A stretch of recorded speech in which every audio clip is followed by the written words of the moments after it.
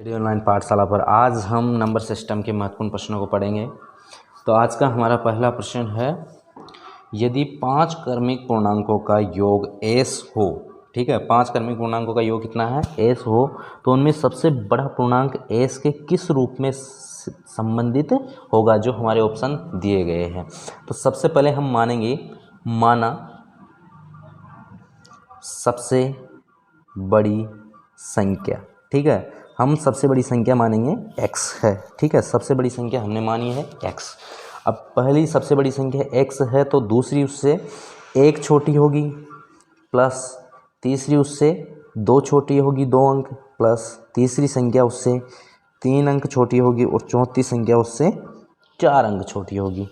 इनका योग कितना है, s है, ठीक है, योग कितना है जो दिया गया है s है। अब इन संख्याओं को हम योग करेंगे तो x 1 2 3 4 और 5 कितने x हो गए, 5x। ये संख्या माइनस में है तो माइनस और माइनस, माइनस के 3 और माइनस के 3 माइनस के 6 माइनस के 10 बराबर कितना हो जाता है s, ठीक है। यहाँ से हम 5x बराबर 10 का पक्षांतर करेंगे तो इस तरफ s प्लस 10 हो जाएगा। तो x बराबर, x का मान ज्ञात करना है, इसलिए x की तरफ जो भी संख्या है साथ में गुणा में या योग में, तो उनका पक्षांतर कर देंगे तो s प्लस 10 बटा ये 5 है जो इसमें भाग में आ जाएगा। तो यहाँ पर s प्लस 10 बटा 5 जो ऑप्शन नंबर डी हमारा इस प्रश्न का सही आंसर होगा।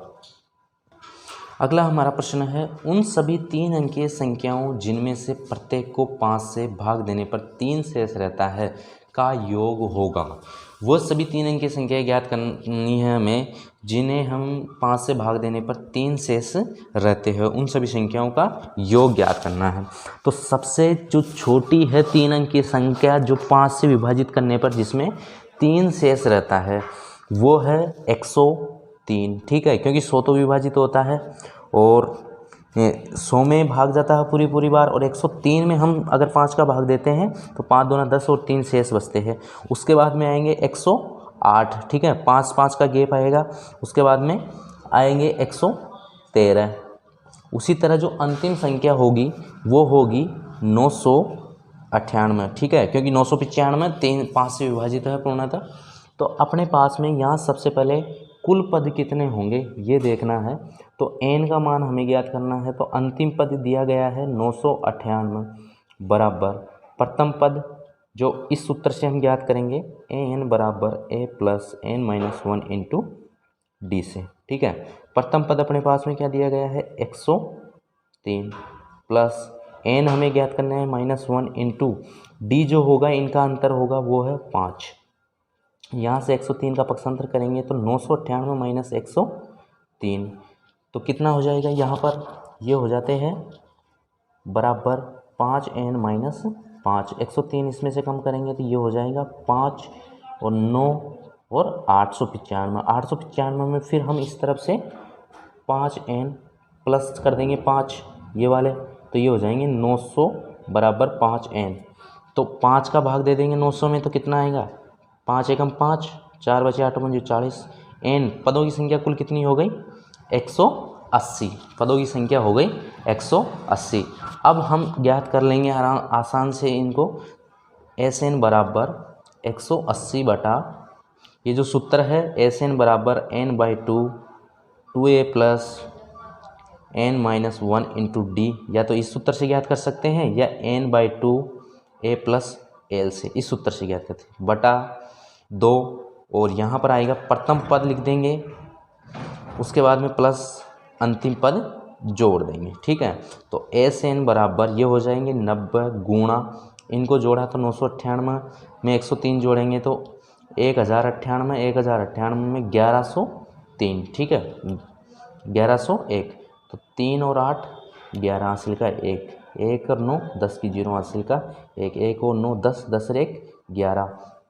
इस संख्या को हम गुणा करेंगे तो अपने पास में आएगा 99,090, ठीक है, 99,090। तो हमारा ऑप्शन नंबर डी इस प्रश्न का सही आंसर होगा। और इस प्रश्न को सीधे भी हम अगर हमारे पास में पदों की संख्या दी गई होती तो भी ज्ञात कर सकते थे इस सूत्र से।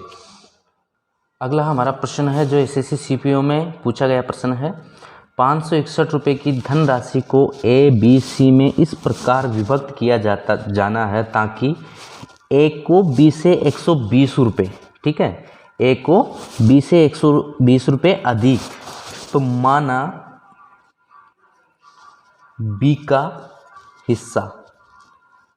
हिस्सा हम क्या मान लेंगे, x है, तो a का कितना हो जाएगा, a का हो जाएगा x प्लस 120, क्योंकि a को कितना मिल रहा है, b से 120 रुपये अधिक तथा c से 120 रुपये कम मिले, तो c का हिस्सा कितना हो जाएगा, c से 120 रुपये कम मिले तो c का हिस्सा हो जाएगा x प्लस इसमें 120 और जोड़ देंगे 240। अब x ये जो हिस्सा है x ये तो दोनों का बराबर है, लेकिन 120 रुपये कम मिले मतलब इसको 240 रुपये मिले, ठीक है।